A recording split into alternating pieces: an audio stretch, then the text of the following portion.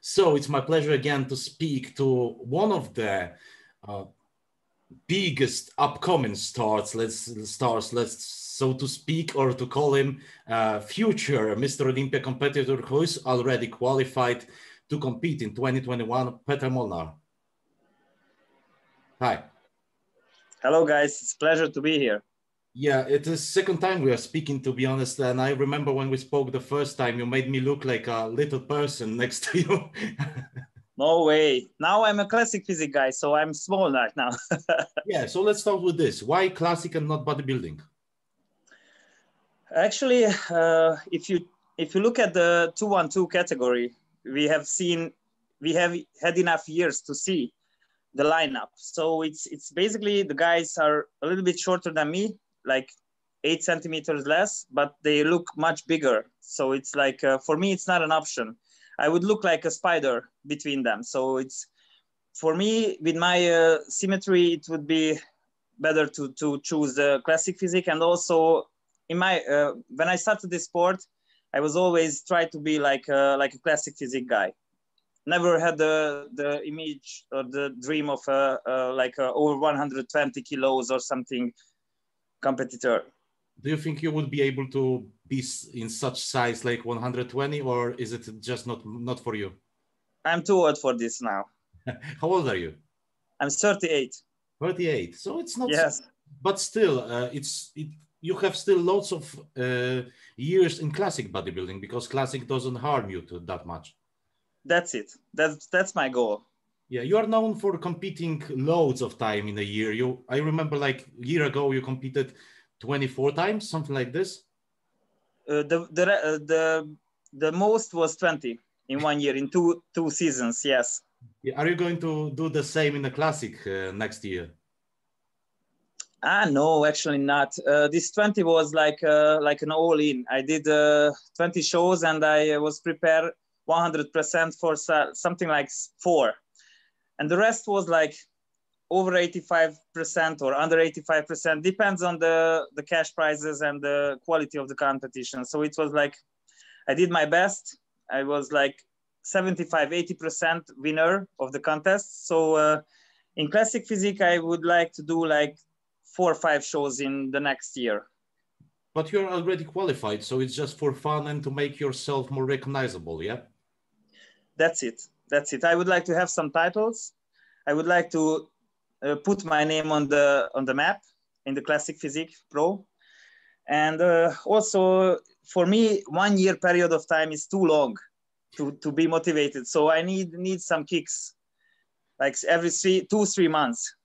Yeah, and you are really close to the weight cap, yeah?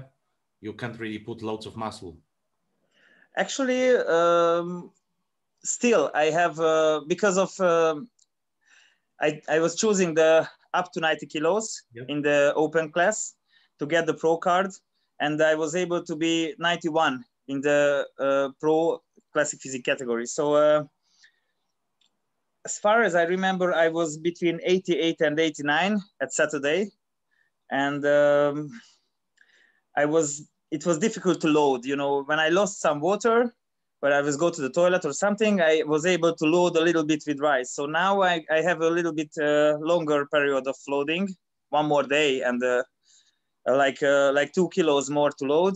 But my goal is put on like 2 more kilos. So the basic will be 90. And from that, after the weight check, I can load. What would you like to improve in your physique? What points do you think need the improvement? My main goal was my back and my legs, because that also gives you the X shape on the stage. And I think I still stay on legs. Back raised. I was completely satisfied with my back, but I still see some weakness on the legs. Yeah, but you are not going to gain loads of weight and so on, because it's just useless for you now. No, actually, I just wanted to like a sculpture. I need to a little bit make it better. just to improve it a little, because yeah, you don't need much, but still you can be better, especially from the back, as you said, because Sibum is being improved. Brion is insane from the back, as we both know. Yes. You are already being pointed as top 5 of the Olympia, but 21 will show, because there are loads of names who are upcoming in the classic bodybuilding. Do you think that classic bodybuilding will one day take over the open? I'm not thinking about this. I do my best and we will see what's going to happen. Actually, I really adore for these athletes. You know, this is the first time I check the other athletes all the time, and I'm following them, and I really respect their work. Sadly, I cannot join in this year, but I'm following, really cheering for them, and hopefully next year we shall meet on stage.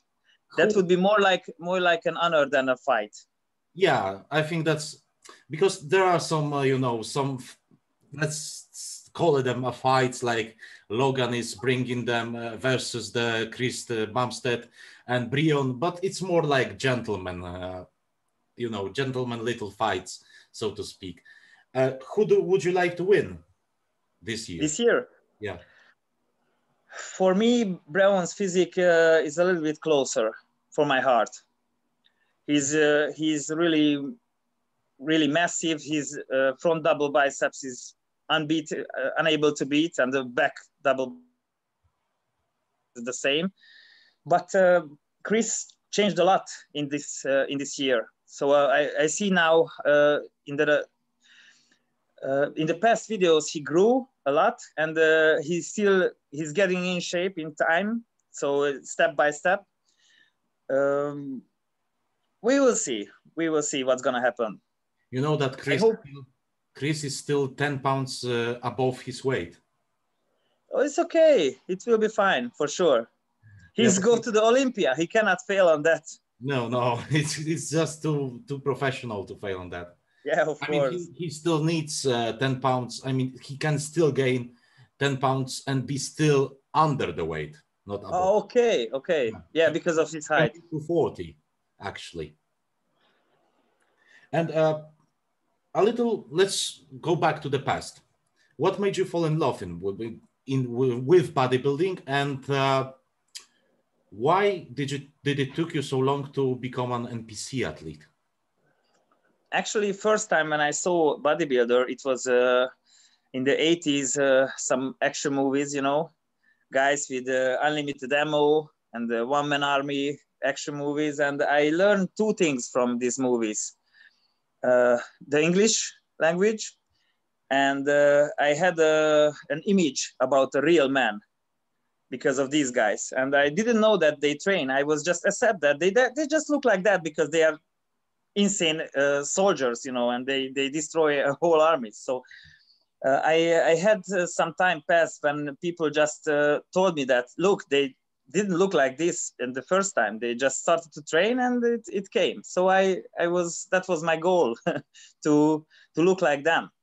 So I was looking after a gym close by, and I just started to work on it. And why did it took you so long to become an NPC athlete, IFBB? If we go back in time, there was only Open Pro. Yes. And I was able to have the pro card in 2010. But I was not ready with mentally, physically, and I had not enough money to reach that level. So I was just go back to amateur. And for this step, I was judged by the IFBB Amateur League.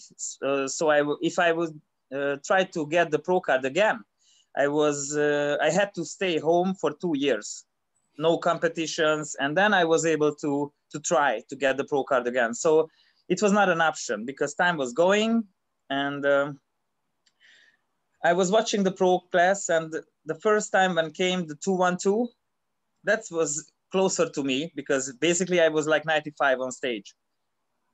And I started to cheer to myself that, look, this category is for me. But after a few years, when we saw the lineup, the guys was not the same anatomy like me. They was much tougher guys like me.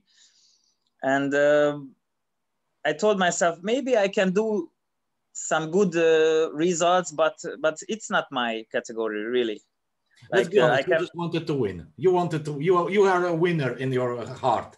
If you can't win, you are not going there. Not because of that. It's like if you're a long-term runner, you're not going to run in 100 meters because you know that it's not your level. Yeah, so I was say to myself, if you look Flex Lewis, Ahmed Ashkanari, and they just amazing, you know, and they don't, you know, they say I have a long neck. They don't have neck. No, you know, they don't. Not at all. Exactly, they don't. Yeah, actually they don't. Because you're an aesthetic guy, and they are just blocky. It's like you have to know your limits. Well, and maybe that was not. Yeah, maybe to call Flex Lewis a blocky, that's an insult, but most of the 212 guys are just short and packed with loads of muscle. Yes, it's like they put a lot of muscle on themselves. It's crazy. They look amazing. I love to see pictures of them, but it's not my not really close to me. And when Arnold said a word about this new line, the age of bodybuilding, and he said we have to bring back the old days.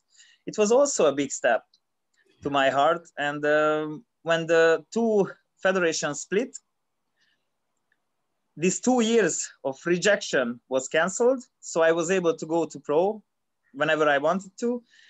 And the story was Brandon Curry, when he won the Olympia, he was invited to Hungary. Yeah. And he was visiting some gyms in Hungary, the biggest ones. And the last gym was, I was like a little, how to say that, you know, if there is a big man and you can follow him. I was on the paper, you know, that Brandon Curry in the house and Petra Molnar is like a how to call that, you know, like a little singer before the big star. Yeah. And at the last gym, my friend was remembering that Brandon have a birthday also. And he made a little celebration and a dinner. And it was a great evening. And Brandon's wife, spoke with me after a while of the dinner. And she told me that, you know that Brandon and your boss, Romeo, was talk about you. I was asking about me, why? For how long? 2 hours? Yes, they spoke about you. And what was the reason? And you will see. And I was asking from Brandon a little, you know, how to say that when you, an autograph. Oh yeah, an autograph. Signature. Yes, I was asking signature. And I was asking for the gym, the signature. And he was right on the signature that I believe in you. And he was give it to me. So, you know, you're a bodybuilder, you know what that means, you know. For me, it was like a top of a career. So I knew that they planning something evil behind the scenes. And after like 2 months, it was visible for me as well, because they started to talk about why Peter not go to pro. And Romeo said, maybe he's lost his motivation. And Brandon said, why you don't ask? And they started to plan to get the best trainer for me. So they decided to ask Chris Asito about this. And Brandon said it's a little bit difficult because Chris have a lot of work and it's difficult to get him as a trainer. So he will run a little bit after this. But I was glad that he accepted this request from us. And it gave me a new passion, you know. I found myself back like 20 years before when I started to train. I didn't know anything about the sport. I was forgot the amateur 10 years when I was just working. It was like a work, not a passion. I was work for money, not compete for passion, for titles. When you win the same competition 5th or 6th time, you're not gonna go the same way, you know. It's like if you know that if you bring there over 85%, like you have a chance to win, then you're not gonna bring 95 because you try to keep your heels. Yeah. You would try to live long. So I just did it as a work.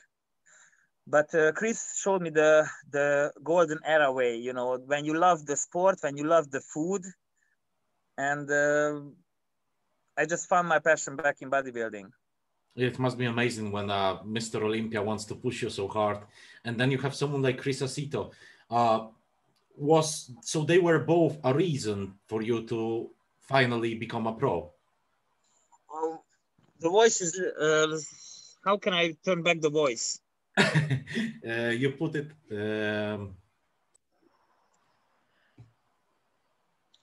Actually, they gave me the true pure motivation for this. I was always wanted to see myself on that stage. You know, like 5 years ago, many of my friends was telling me that why not try yourself out in the pro league. But I told myself first I need to make my financial life, the basic income and everything clear, and then I can compete as I'm the same way like before, like in the very beginning. I can choose the competitions. I don't need to look after how much you can get with the competition. So it was able to go back to the basics. And you know, I told to Chris that if it would happen like 10 years before, the whole story would be completely different. It's a crazy story because like Milos Sarcev, I've met with him like 10 years ago in an expo, and he told me that he likes my physique and he was really kind with me. And he told me if I need help, he would gladly help to me. And why do I not try the pro? And I was scared to tell him because of my ego that I cannot afford such a great coach like him. Yes, sorry. For me, it's not possible. But I just told him that if I have the chance, I will call him. And like in this year, before the Romania contest, we had a talk. He was sent me a message, and it was really kind from him. He heard that about we worked together with Chris, and he said it was great and congratulations, and he can't wait to see me on stage of the Olympia. And that was the time when that was the moment when I explained to him that the problem was the cash. And he said to me that, look, I love your physique. I wanted to help you as a friend. I never asked money from Dennis Wolf or Flex Lewis, you know. I just helped them because we're friends. And I was like, okay, happens. So it's, I think everything must come in time. And this is the right time for me. I'm a little bit old. Like Chris told me that, look, you're a pro open category competitor level, but too old. So I need to... For your health. It's just not worth to risk your health at this age. You are 38, so... It's like, you know, the body is not the same like when I was in 25. So it's not possible to gain that much for me anymore, but it's not an option. I love the classic physique. You know, actually, I really feel like a stupid bodybuilder when I stand with these guys on stage, really, because my posing is much more bodybuilder than aesthetic. So I need to learn a little bit to move like they move softly. Fluent. Yeah, so really. I hope I can give this to the fans in the upcoming competitions. I need to learn this. Yeah, but I watched your posing routines, and they were, for example, in the Italy. You got this on the YouTube when you were the guest poser. All of your posing routines are just insane. But as you said, they are bodybuilding alike. Is it hard for you to do a vacuum? I didn't do that. It sounds stupid, but I have athletes from classic physique. I train them, I help them. and they're really good in vacuum pose, but they don't do abs training because they're afraid that they're gonna lose this. And I was really wanted to show them that you can win a classic physique contest without a vacuum pose, but you cannot win if you have a basic stand from the front without abs. If there is nothing on your abs, you're gonna lose for sure. So it was a little bit of teaching, but also I can tell you that every morning I try to learn the vacuum as much as I can to make it better and better. But I have, but not like Bumstead's. Chris have amazing vacuum pose, and if he do this pose, I'm gonna go to the other side of the stage, or I'm gonna do another pose because I cannot fight with that. No, no one can. No, I don't think he have inner things, you know, like stomach or. No. Yes, it looks crazy. Probably not. Do you coach people? You do coach people? Yes. Online as well? Of course. Do you take clients right now?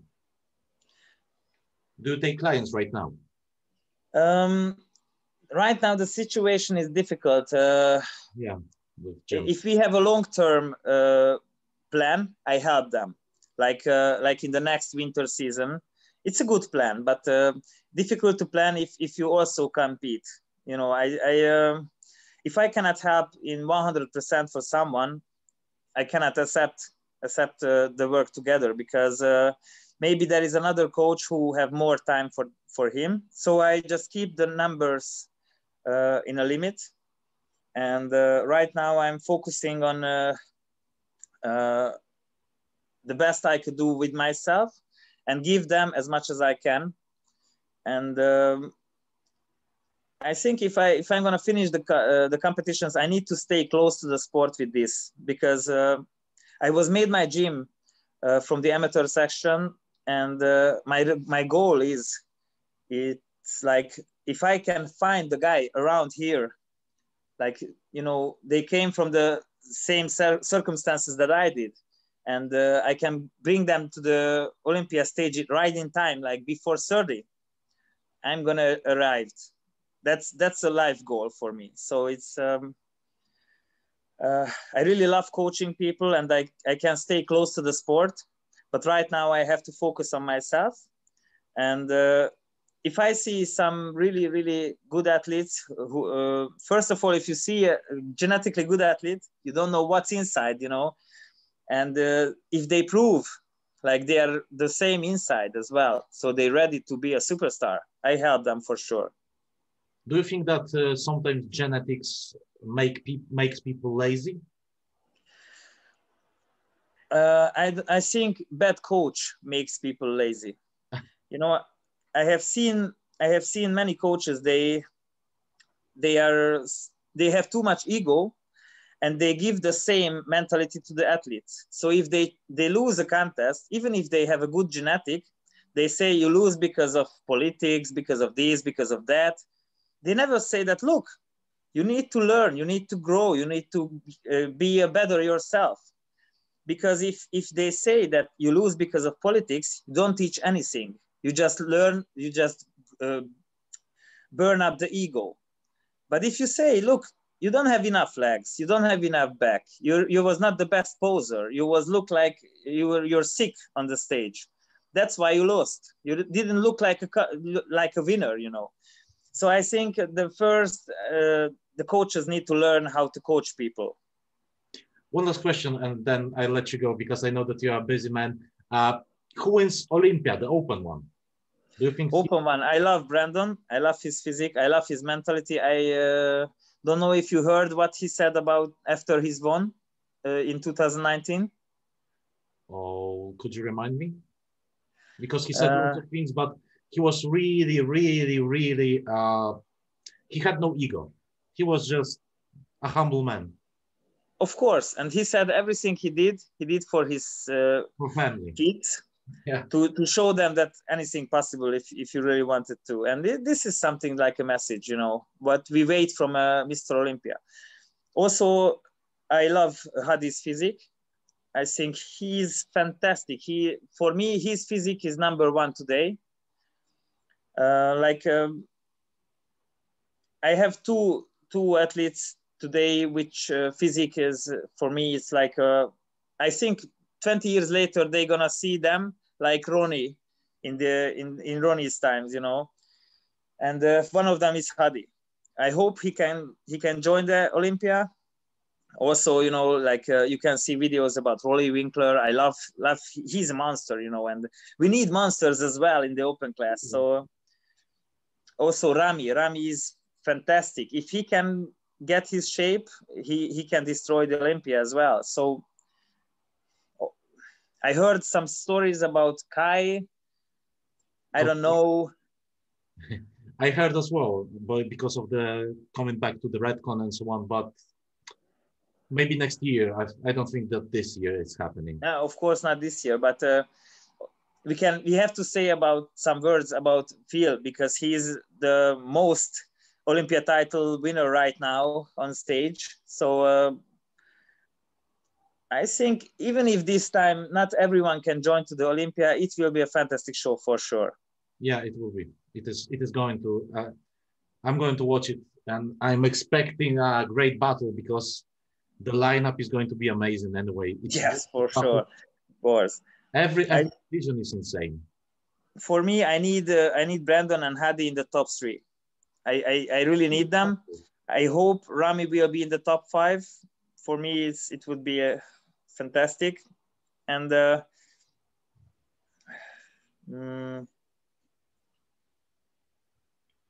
we have to speak about Dexter. I wanted to say that I'd love to see Dexter win. Dexter is like a machine. You cannot destroy him. No. He just needs some, you know, you just need some mechanics fix him, and he's like I don't know anyone ever had such a lot of competitions and years behind him. Like that's fantastic because he know his body. He's a pure example how we should do bodybuilding, to not harm ourselves. So he brings always his 90-95%, but keep the heels 100%. And I think he will be with us for a few more years for sure, just for fun. He said he's going to retire, but I don't think so as well. I think that it's difficult to him because he loves this. He loves to be on stage. He loves to see how the other athletes acting on him, and everyone respects him for sure. So it's like it's a difficult choice for him, I think, to leave this behind. Thank you, Petra, so much for your time, and I wish you the best prep in your life for 2021 Mr. Olympia. You can believe I have the motivation for that. I hope to see you in real life, to be honest, because I want to travel finally to Olympia in 2021. So let's hope to see each other soon. All right. Have a good one. We have an interview there for sure. Yeah, of course. See you. Bye.